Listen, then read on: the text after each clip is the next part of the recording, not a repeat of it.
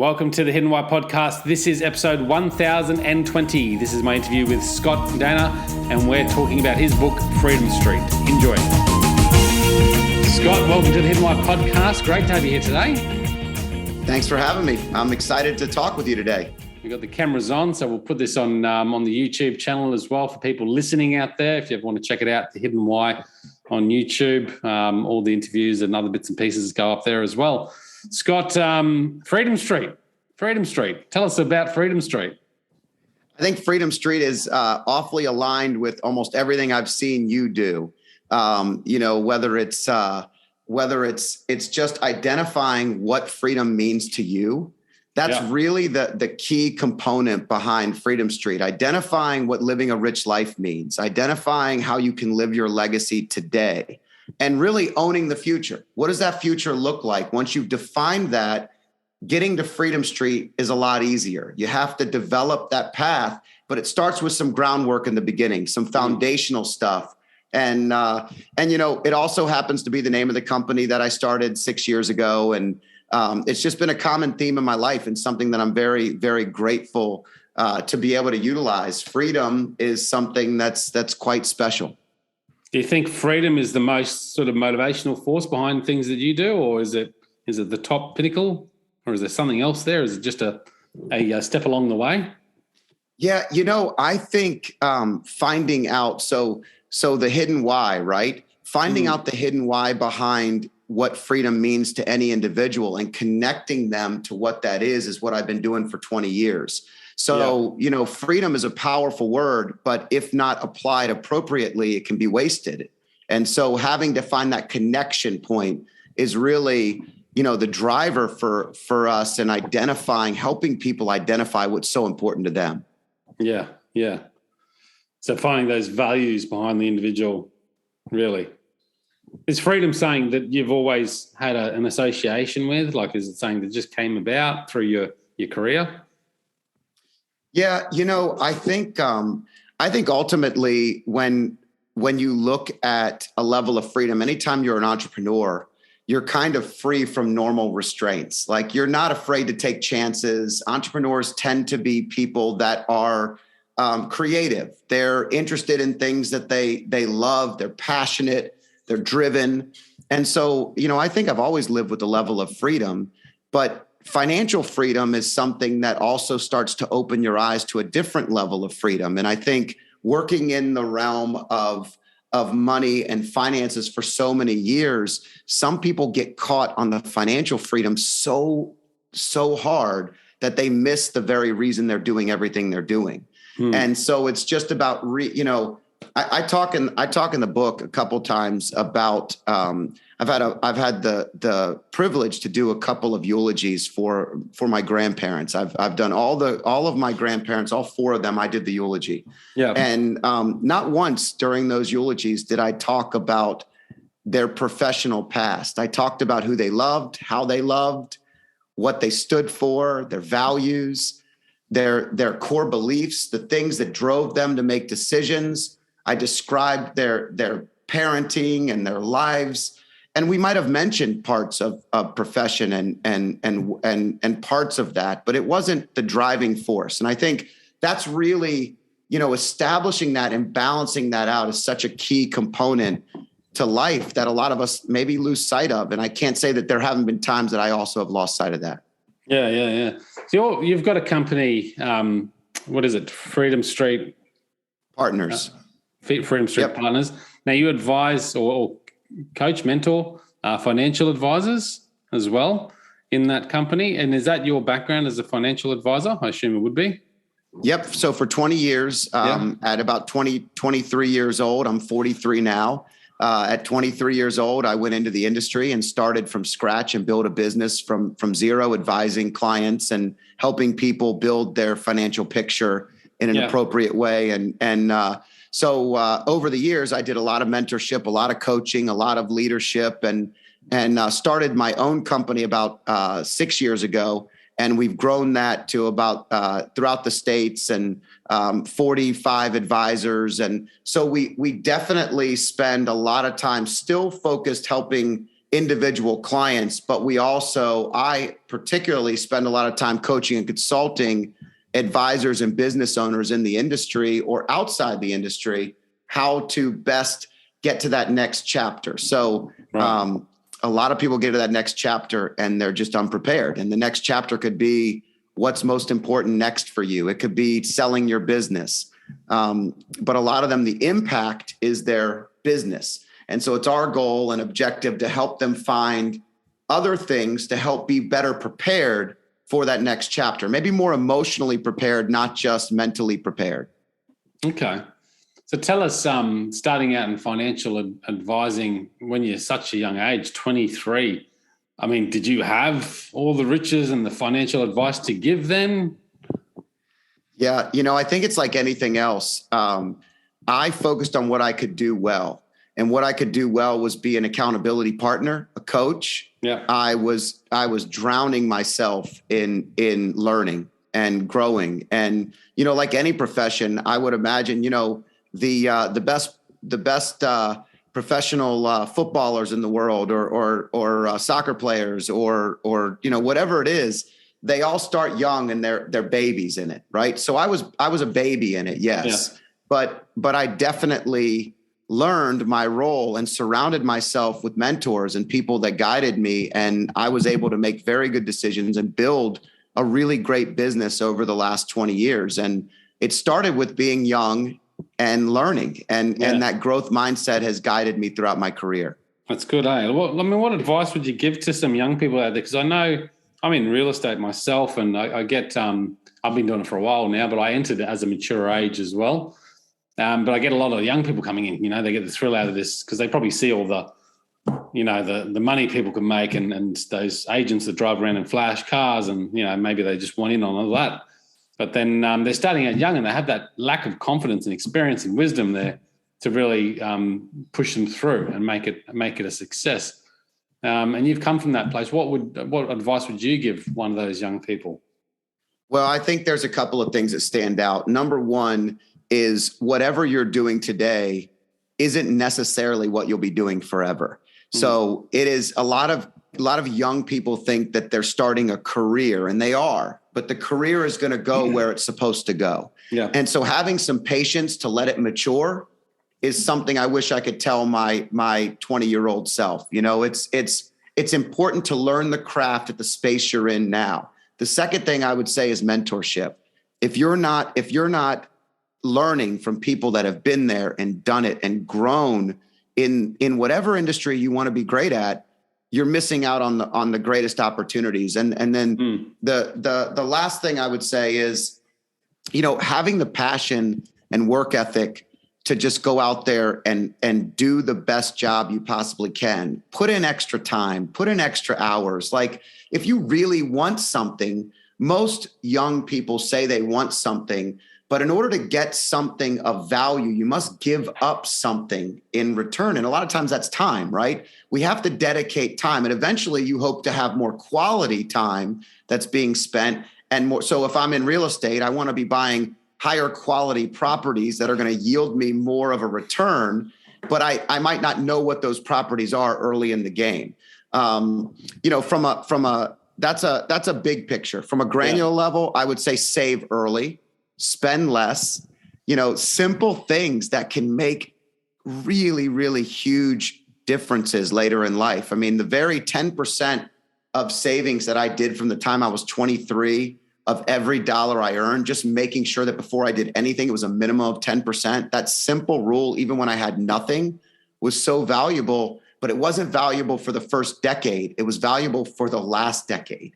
And, those are things that give us better choices, help us decide whether the next opportunity is one we can choose, or if we have to be confined to the space that we're in now, just because we might not have given ourselves the freedom that we could have had we saved a little bit more. Yeah. No, good advice. The idea of patience, I mean, as a young person and nowadays in particular, maybe you think there's, everything wants it now. They want everything and they want it now. Like, in that long game, that idea of long-term vision seems to be lost a bit. And I'm guilty of that too. I just wanted everything and I ran for it as fast as I could, but didn't actually know where I was going. Yeah, I'm a sprinter. And the older I got, the better I realized that sprinting is how I do my best work. So, if you're not an endurance runner and you have a hard time seeing that super long vision, right? Or that really far in advance end game, sometimes you have to just create goals that you're shooting for and you're sprinting towards, and then you have to breathe. And if I'm playing, and I played soccer for 30 plus years, and now I'm not much of a player at all. I really wasn't much of a player anyway, but I love the sport. Yeah. And when I played as I played a striker, and I was a sprinter. I'd love to sprint, have that exertion of adrenaline, and then breathe while the play behind me develops, getting into the right position, being positioned in the right place on the field so I can receive the ball in the best possible spot and sprint again. Sometimes you sprint and you don't get the ball. You run as fast as you can. You make the right run. Everything is perfect about what you did, but you don't receive the ball. But it creates another opportunity for somebody else to score, or it creates another opportunity on the field to win. And the point behind that is, I think some of us are just built to be sprinters. And, that means we're going to have lots of good, quick runs in our lives. And the endurance game adds up. It's lots of really awesome sprints with some breathing in between. And I think an endurance person, they don't focus on the finish line. They focus on taking that next step or throwing that next arm over, depending on what you're talking about sports-wise. But it's that very next step that they're focused on. But in the back of their mind, I guess they have that longer-term dream or vision of that finish line, But I think what happens with a lot of us is we go out there and we have that vision, but we want it to be on the next step.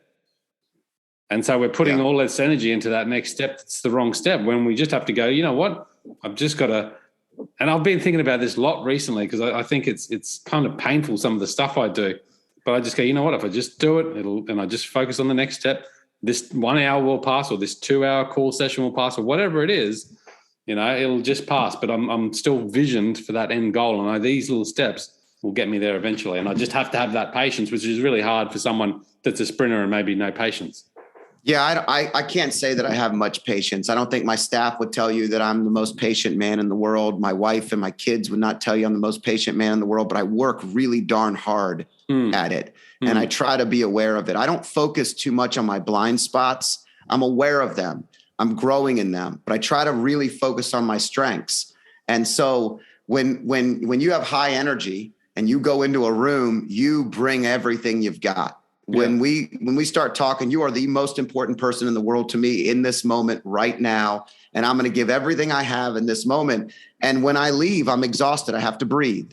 I have to take a break. But that's because of the way that we do things. And patience is difficult for me and probably you, but it's also been something that I think I really established after 40. I started to fall in love with the journey. I wasn't always in love with the journey. I was always focused on the result. And, this is a great advice piece for young people too. I mean, the journey is where people to take, of course, because I think they've got to go on that journey, but yeah. That's the fun part. Like, the journey is the fun part. If you can loop in fun and the actual result is a win, but you're winning every day because you did something important, or you did something of value, or you helped somebody, that's where I feel like today I really do break down more on a daily basis than I do I still take my yearly. I still do everything on a yearly basis, on a quarterly basis. I look at everything, but I genuinely, at the end of every day, when I lay down, I'll often say, man, today was a good day. Here's a couple things that made it good, and I'm very grateful for that. Thank you. Yeah. What are your mechanisms for dealing with your lack of patience, I suppose? I think lack of patience is actually quite a big strength in many ways for me, and probably you as well. Yeah. I love the saying that our blind spots are simply our strengths turned up too loud. So if you take your strengths and your high energy and your high intensity, you turn that up too loud, sometimes it's too much. If you're a great communicator, sometimes the best thing to do is not say anything at all. And people that are great communicators have a hard time with that, right? So I think you're right. I think not having absolutely of great value to success in getting something done in real estate, in helping someone reach their goals quicker than they ever dreamed. At the same time, in everyday life, the very things that make us great professionally often are the things that challenge us in everyday life. And so that's where I think little things like taking a moment before I enter into the home. I'm in the car, I'm pulling in the driveway. It's been a long day at work. I've been going 1,000 miles a minute, and I'm supposed to walk in and just have a totally new look on life. And I should, but that requires me to take a moment to breathe. I've added meditation into my day. And probably the most important thing I've done is I've slowed down the way I start. So if you're a sprinter, I cannot start sprinting or I'm exhausted by the time I walk in the door. So what I do is my morning routine is very valuable to me. And by creating a slower start, I read scripture in the morning, I meditate, I have a cup of coffee while my son gets ready for school and he sits in the room with us. We watch a little sports center. It's slow. I don't read emails. I don't do anything work related. And I do that so that I can actually have a little more patience in my day. That sets the tone for the rest of the day. So what is a morning routine? When do you start? When do you wake up? When does it start? When does it end? And when do you start work? Run us through that. So my wife wakes up about 5:15. That's when her alarm goes off because she's a school teacher. And so she likes to have about an hour in the morning for herself. I prefer 6 o'clock. But I'll be honest, a lot of days I wake up between 5:30 and 6, especially if I want a little bit of time with her before the kids get up and a cup of coffee or just some time to chat because we miss each other a lot. So the very first thing I do when I get up is I meditate, whether it's 1 minute, 5 minutes, 10 minutes. It depends on what I have to get done that day, how much time I have. But I've given myself the grace to not have a mandatory amount because I got to the point where if I needed 10, but I only had 5, I felt guilty. Yeah. So I literally just make sure meditation is first. What does that look like for you? Like, what is a meditation? Is it just sitting there and breathing, or is it a guided meditation with an app or something? I use a guided meditation. I've used Headspace. I use Simple Habit. I use Waking Up. I have 3 that I use on a regular basis and I rotate them. Simple Habit has a 1 minute one that I start my day with. Sometimes, even if I'm going to do a longer one after I start, it's just to kind of set the tone. Yeah. And if I want a longer one, I'll do something on Waking Up, 10, 15 minutes. And then I honestly go right into scripture. And I started when COVID hit, honestly, I'm a bit of a control freak. I like to think of all the things I can do and plan, and man, everything was thrown away. Everything. Yeah. I couldn't go to the gym. I was going to the gym every morning. I had a personal trainer. Like everything I had done was changed for the first time in 12 years. And the truth is, about 1 day into it, after feeling a little bit disheveled, the next morning, I had said for years I wanted to read the Bible. I've read, but I'd never read all the way through. And I picked it up and I started reading. And I started doing that every single day. And that's something I have not done since March of 2020.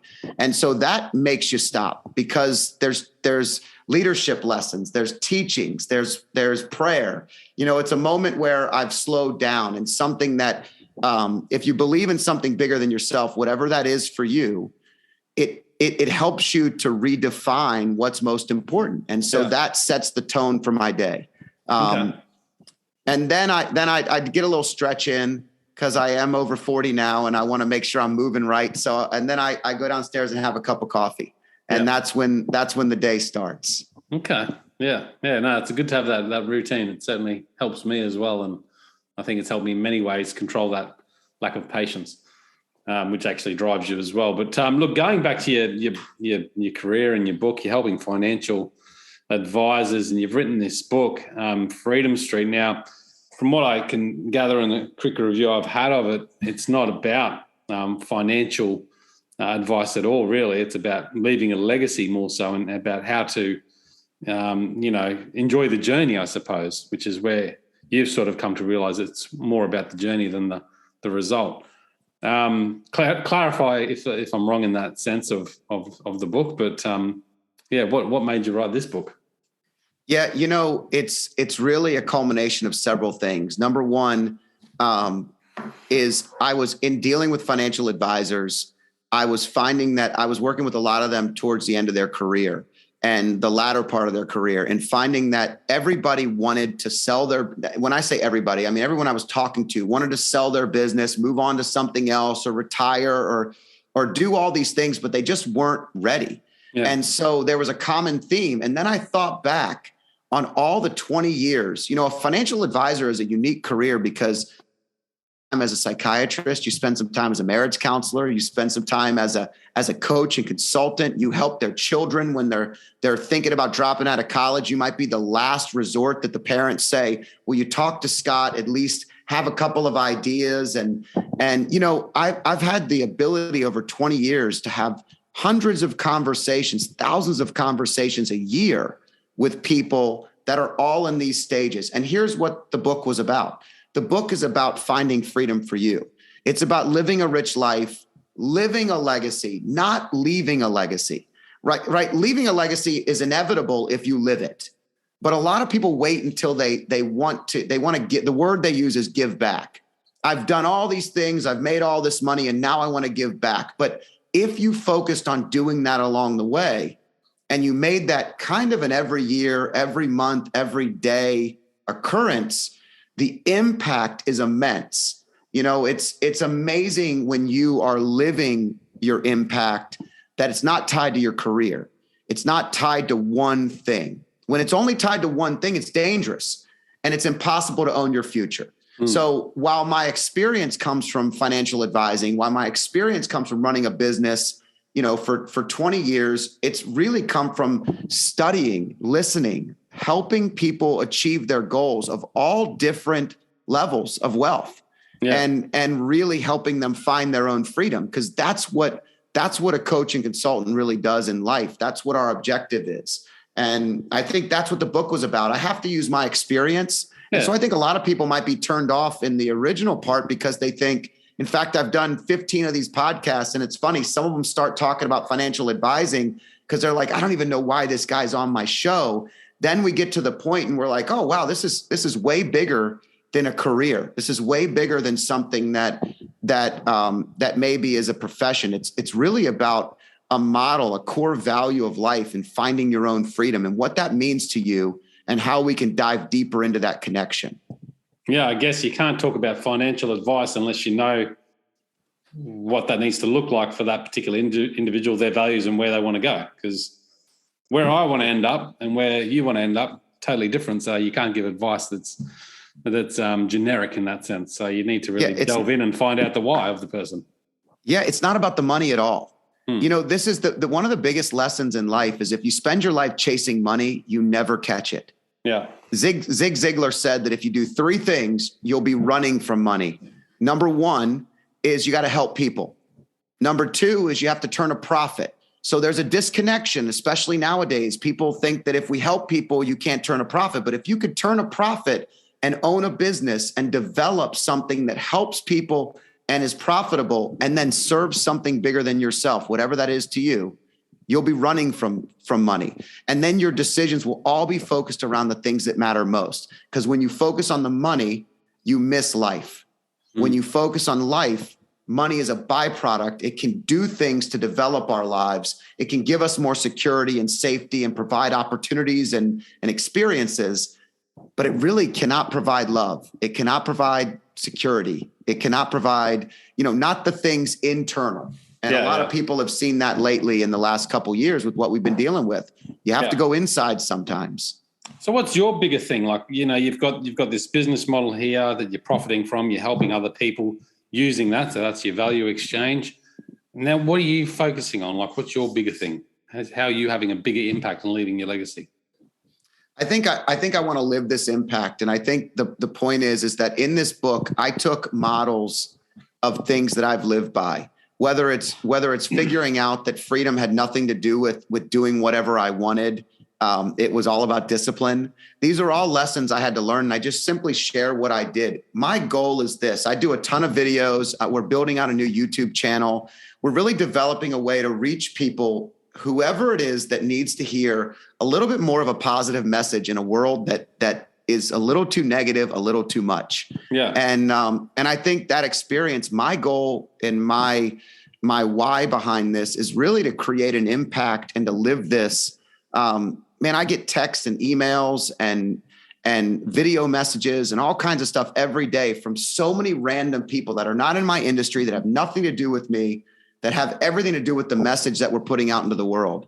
And that's what I want to do. I want to continue to get that message out. And that message about freedom is helping people define that, connect the dots, and understand that the path they're on today is the right path, wherever it is. Even if it's a dead end and rock bottom, it's the start of a new day. It's the start of freedom for you now. What does it mean, and how do we get there? And, and if we can help more people really discover that, especially when they're looking at the next chapter, whatever that is for them, that's the objective.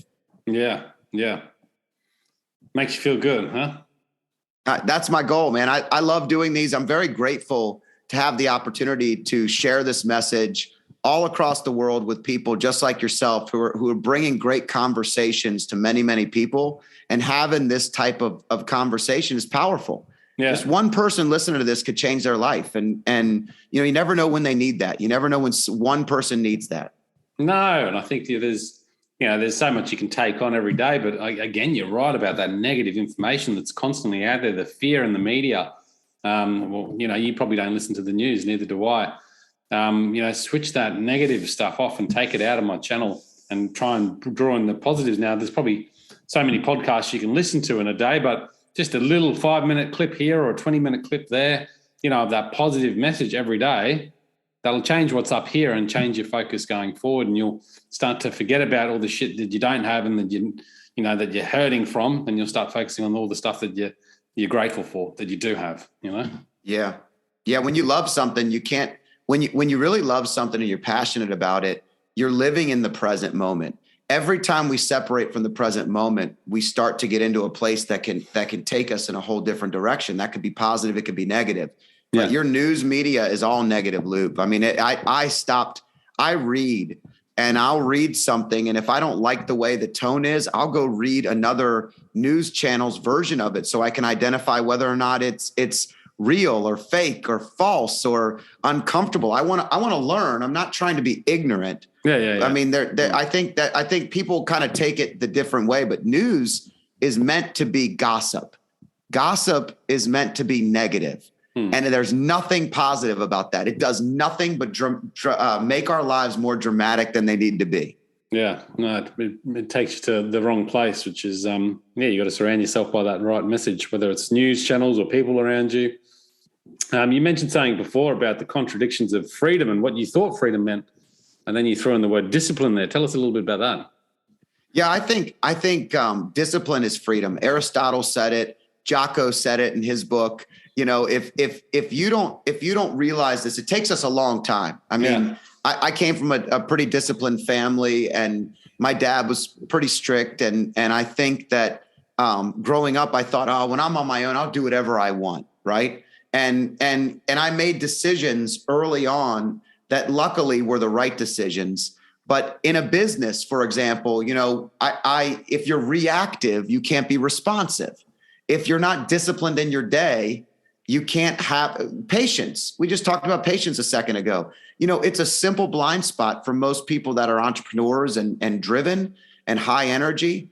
But if you start your day a certain way with discipline, it's amazing how the entire day flows, how many things you can fit in. The analogy I use is the jar. If you take the jar and you put the big rocks in, the priorities, the most important thing, and you're disciplined about those most important things, it's amazing how the pebbles then fit in and the sand filters in, and you fit way more in that jar than you do if you're just putting in the sand first. And I'll use social media as the sand.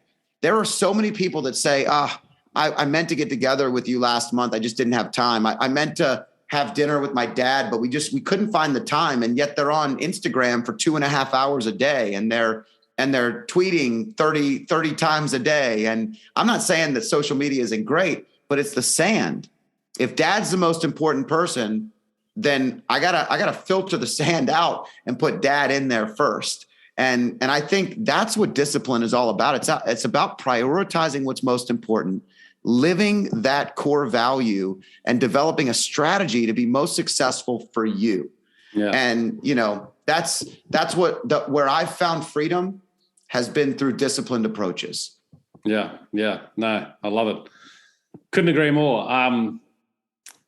When it comes, and this is one of the questions that I ask all guests, is what's your definition of success?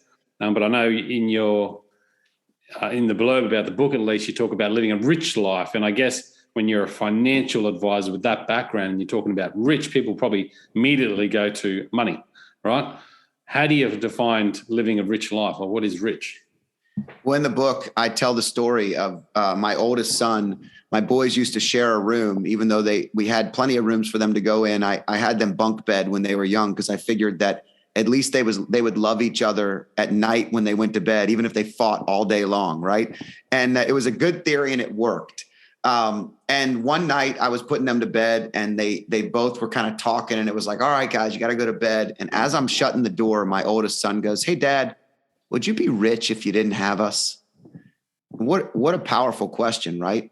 The answer financially is I chuckled immediately, because I was like, immediately you go to money. That's where everybody goes, right? And that's what he meant.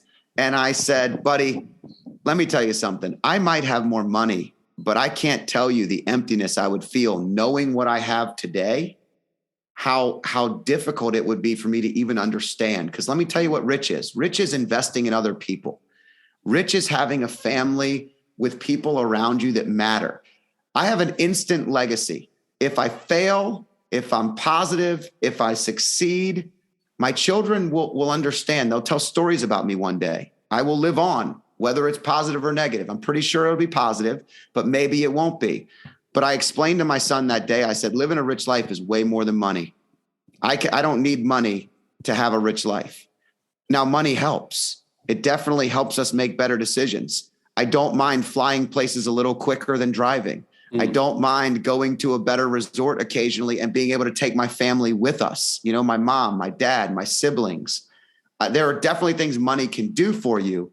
But if you get caught in the money, you're not living richly at all. It's all the other things in the jar. It's the big rocks in the jar, and money is usually not one of them. Yeah. I love that jar. I'm going to find that video today. Yeah, that's a pretty good one. It's a great video. And I have I put a little excerpt in the book where you could see what I kind of labeled it as. But when you think about that, what are the biggest rocks that your guests have found? Like, are there things that they define when they answer that question on a regular basis, or is there one common theme? I think, I've written a book about it, and I think that, the fundamentals in life that you often overlook because you're getting dragged this way and that way, focusing on the chase of money and material goods, which is how the society works. I think once you realize it's not about that, it's about friends and family and relationships, that category of relationships, the next category of health, the next category of contribution, those things are those rocks. So if you can find a way every day to just give a little, you can find a way every day just to take care of yourself, if you can find a way every day just to nurture a relationship, those things are the fundamental rocks, in that, and growth, find a way to learn every day. Yeah, 100%. If you're not growing, you're dying. Yeah. That's what Lou Holt said. And it's so true. If you're not growing, you're dying. If your company's not growing, it's dying. If your relationships aren't growing, they're dying. Yeah. And there's only one way. It has to be growth. Yeah. So you just got to focus on those things, and do that every day. And like you said, have a disciplined approach to those things too. And which is why the morning routine is so good, because you're focusing straight away on that growth, on that learning, because you're doing a little bit of exercise, so you're taking care of your health, you're doing a bit of growth activity, learning, and then you've got a disciplined structure for the day to help you get towards the goals that you want to do. And it'll all fall in place because you're taking care of the fundamentals. Whereas I don't think, a lot of people don't. And I never was like that. It's taken me years to get here, and I've still got a long way to go, I think. But a lot of people don't live that way. I think we get derailed. So one of the things that I think is a big challenge is this balancing act. Everybody that wants to add, it's the new year. They want to be a healthier version of themselves, right?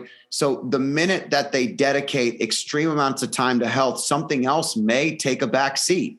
Like there's only so much time and energy in the day to do things, right? And so we get off kilter in things. And then I think we get a little hard on ourselves about the lack of balance. But life is about balancing the imbalance, right? If you can be self-aware that you become imbalanced somewhere, maybe you've been working super hard on a project, but it's coming to a head and the real estate deal's closing. And now you have a little extra time. So you're going to take your family on a vacation. Maybe they didn't get the time that you really wanted them to have the last 3 weeks, but the next week you're going to dedicate 100% of that time to them, with them, for them. It's about balancing that and not feeling so guilty when we're not. Yeah. That also is imperative because we're hard on ourselves. We all are. How do you find that balance? Because and I feel this too. You're a hard worker. You dedicate so much of your time. You're passionate about it too. Like when you're passionate about something and you've just got this natural your work ethic, it's hard to stop and switch off. Yeah. And to find that balance there is incredibly hard. And I'm trying, this is one of my focuses this year, is to just bring back a bit of that balance where I'm not sitting in the office until 7:00, because I don't think that's necessary. And I don't think it's as productive either. I realize that I'm productive for a good short few hours and I can still work all day, but I don't know if it's as productive. So I need to bring that balance into it. What do you do there to create that sense of balance? It kind of starts with uncomfortability. A lot of times we stay where we're comfortable. So if we stay at work too long, we're staying because we're comfortable in that setting and we kind of understand it. We know it. Everything goes our way. It's a little bit about comfort, right? So the way I get around this is usually we get overwhelmed. You get overwhelmed in something. And the way I deal with overwhelm is action. And it starts with identifying, pausing, and then identifying. You have 4 pillars. I have 4 quadrants in my book. It's all in whatever you define as the most important things in your life, right? I think that relationships is definitely imperative. I think work and your livelihood, your wealth, whatever it may be, is something that gets people overwhelmed. I think health and spirituality are the other 2 big areas that when I define it, and I basically take, those old calendars that were sat on your desk, the big ones that you could write everything in. And, I have one on my desk right now, right below me. And it's about this big and it has every day of the month. And I have all these things written on it. One day I was overwhelmed years ago and I ripped one of those things off and I just drew a T chart. And I wrote everything that was overwhelming me or that was on my brain. I brain dumped on everything about relationships, anything about my spouse, anything about the kids. Is there something I've been meaning to do with them that I didn't do? Is there a conversation I had to have? Did I want to make something for dinner that I've been telling everyone I was going to make, my spaghetti and meatballs? What is it that's bothering me? That's everything there. Then I would go to work and wealth. And that one's a long one. Sometimes it took a whole day to get through all the things at work that I felt like I needed to get done. Health and spirituality. I'm looking at my chart right now. And there are things spiritually I have dedicated a ton of time the last 2 years. But the last part of the year, I did not work out. My personal trainer got sick. I didn't go in. I was traveling a bunch. I had all these excuses. So when I went through, I was imbalanced in health. So I go in after I get my overwhelm on a page and I circle the biggest priorities. And then I just work towards action. What steps do I need to do to execute and implement upon those things? And I don't care how small they are. It might be a to-do list for the little tiny details of things that are just holding me back. But it's that it clogs your brain. That stuff clogs your brain. So you got to get it out. You got to put it down on paper. You got to put it down somewhere. And then you have to work through it. And when I work through it, I'm relieved. I'm not overwhelmed anymore. It's not scary when it's written down on a page. No, you're right. Good buddy advice. Hey, it's exciting, mate. Your book's doing well. Yes, we hit Amazon bestseller. We've been hit a couple categories. We continue to get it out there to everybody, and hopefully the readers will get something out of it that they can execute and implement in their life. That was really what it was about. It was my story, but it was my story with execution points. Every chapter at the end, every section, every chapter has things we can do, things that I do all the time that I've shared. Audit your time, make a list of your top 10 relationships, find a journal or planner that you enjoy using. I've been through 17 of them. I could tell you I change all the time, So figure it out. But there's things in here that I think can help people. And that's all I did it for, was to help people. Yeah. Yeah. Brilliant. How can people best reach out to you, find more information about what you're doing there? Thanks. I always appreciate the platform. ScottDanner.com is very easy to find me. Yep. That's a great way to book me for speaking or coaching or consulting. I also have recently, because I'm in the financial industry, we have pretty tough regulations on our YouTube and all that kind of stuff. So when I launched the book, I also launched a new YouTube channel. So it's brand new. It's under Scott Danner. And we're putting out videos on these topics every day, every week, interviews, different things. And I hope that that's a good way that really starts to take off and help people. So when you need that one bit of positivity to neutralize the news, you can grab it from that. So, and then obviously the book's on Amazon and all major buying spots, whatever they are. Yeah. My wife ordered it from Target, so you can get it from anywhere. We'll get the link in the show notes there, guys, too, for listening out there. Hiddenwhy.com show notes will be there. Links to Scott. And Scott, thanks once again for coming on the show today. Thank you so much for having me. I'm very grateful. Great conversation. Been a pleasure. Absolutely. Guys, check it out at hiddenwhy.com. Until next time, peace, passion, and purpose. See you soon.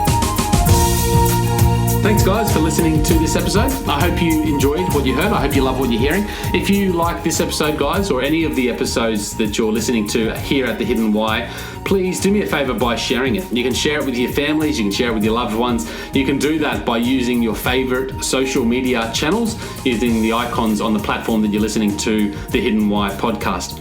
Also, guys, if you're a fan of the show, please connect with me. Connect with me at thehiddenwhy.com. I love to hear from you. I love to converse with the people that listen to this show to find out what they enjoy, what they don't enjoy, and perhaps if they have any questions or feedback for the show as well. You can stay up to date with all that I'm releasing here, guys. I do a solo show every Monday, a 3-minute thought every Thursday. I do 2 interviews a week on a Wednesday and a Saturday, and a book review every Friday. You can stay up to date with all that by subscribing to my newsletter at thehiddenwhy.com. Just enter your email address there, and also subscribing to the podcast on the platform that you choose to listen to your podcasts. You can also support the show, guys, by using the Amazon links at thehiddenwhy.com. So if you like books, you can get all the books that I review there, and anything else really that you like to purchase through Amazon. So use that link, it helps support the show. And we've also got a deal with Audible, guys. Audible is a fantastic way to listen to all your favorite books. We've got a deal with them so you can get 2 free books when you subscribe subscribe to a 30-day free trial. So check that out again at thehiddenwhy.com. Guys, that's it from me. You know what to do. Go out there, breathe more passion into every single moment. Do everything with greater purpose, and in doing so you will discover your hidden why. This is The Hidden Why. My name is Lee Martinuzzi. Until next time, peace, passion, and purpose. See you soon.